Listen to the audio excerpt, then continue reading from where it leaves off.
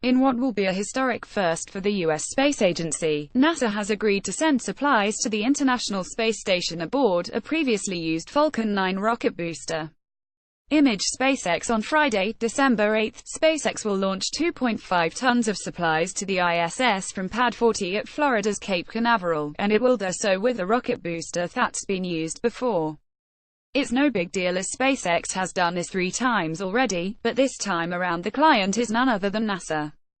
It's a bold and swift move for this traditionally conservative organization.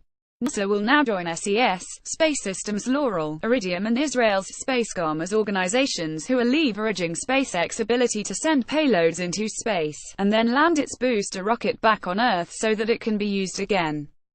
The launch on December 8 will mark the 4th time that Elon Musk's company will use a previously flown booster.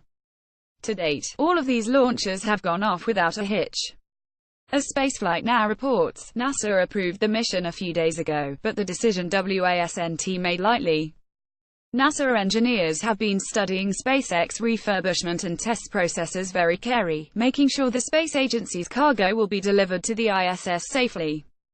Some rocket booster components are removed and some new components added, Gersten Mayer said in a meeting of the NASA Advisory Council's Human Spaceflight Committee earlier this week.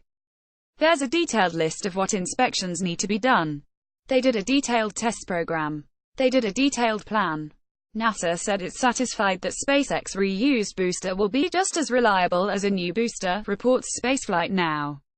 That said, the space agency said it didn't accept reusing boosters in a generic sense, meaning that this case is not part of a new blanket policy, and that NASA engineers will evaluate each booster on a case-by-case basis.